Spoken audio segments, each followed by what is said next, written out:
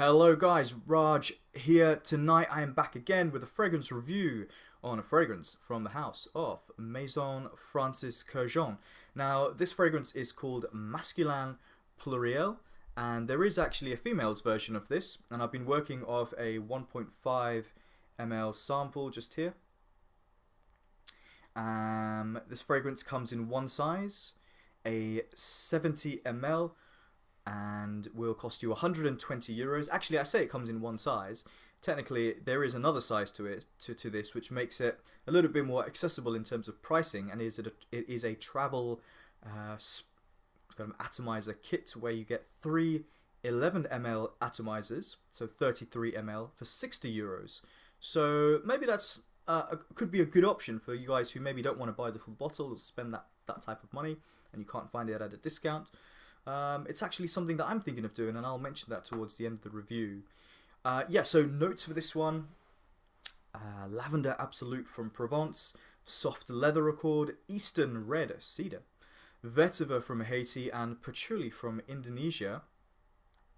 This fragrance is all about a classic men's kind of like aromatic fougere accord. This style, this composition has been interpreted by Francis Kurkdjian, the perfumer behind this, the man behind this house, and he set out to refine everything in this classic genre, take things to that new level, introduce a level of a higher level of sophistication with this fragrance, and I think he succeeded. I think he did a good job with this fragrance. What this fragrance was intended to be is basically exactly what I said, like a classic men's fougere, but just at a slightly higher, more refined level. The fragrance, I think, would be perfect for work, business type scenarios, you know, semi-formal, that kind of thing. It has a feeling of Chanel's Bleu de Chanel. It kind of reminds me of Acqua di Parma's Colonia Intensa. Not in terms of the scent, but how you would use those two fragrances. You could easily transition from wearing this during the day, and then maybe you're going out in the evening.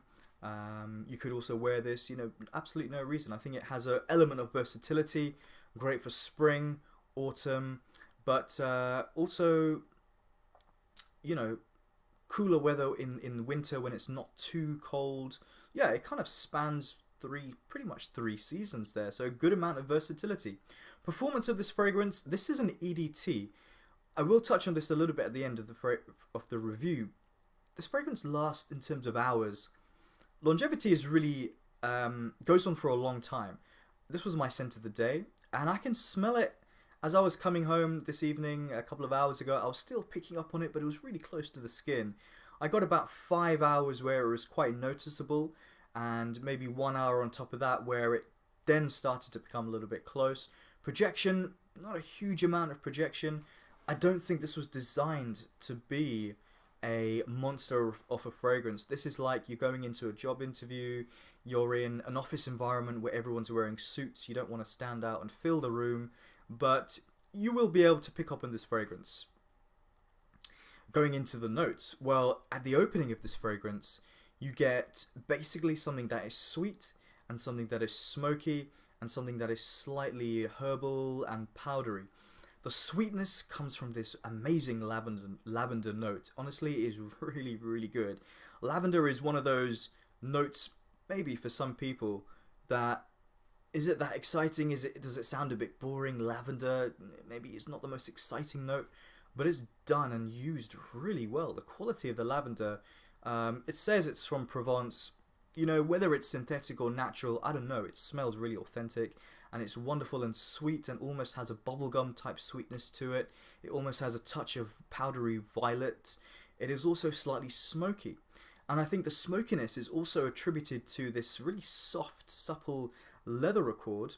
It says in the breakdown here, soft leather accord. It feels smooth and buttery and sweet, and also slightly smoky. So you get the smokiness and the sweetness coming from the leather. There's also those two things coming from the lavender. I get a little bit of muskiness as well. I get this powderiness, maybe coming from a violet. Violet's not in the notes, but I kind of do detect that a little bit. And that's pretty much how the fragrance plays out.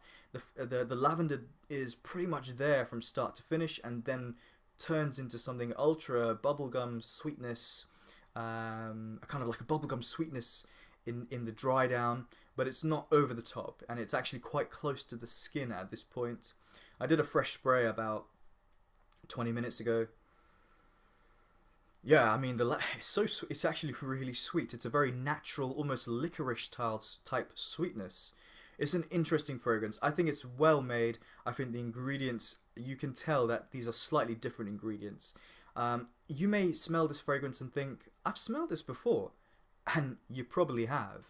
It's not groundbreaking. It's not bringing anything new to the table. It's not unique.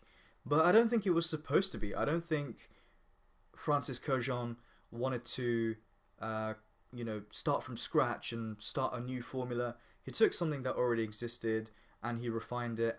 And I think, credit to him. The performance, though, is, I think, a little bit of an issue. Because I do pick up on this fragrance throughout the day. But there were times when I just forgot that I was wearing a fragrance, which I really don't like.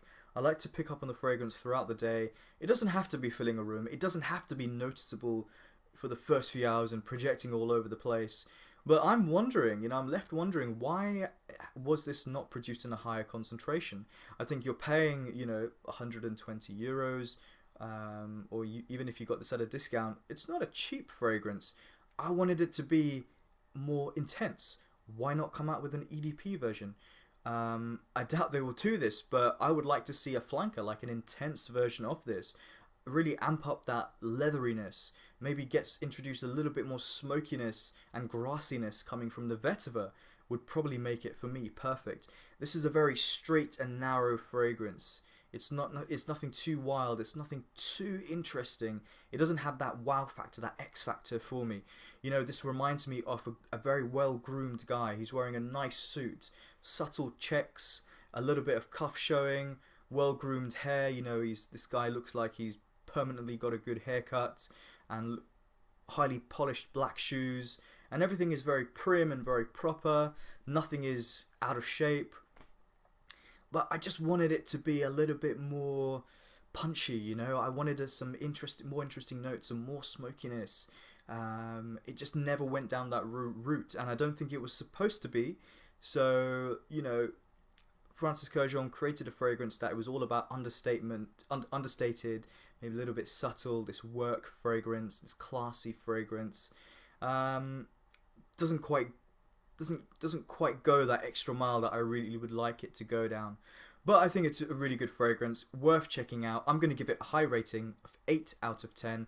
And guys, over to you. Have you tried this fragrance? Do you like it? Do you think it's boring? Do you think it's amazing? Whatever you have to say it. It's always great to hear from you. I do like the interaction, as always. Thanks for watching. Take care. See you soon.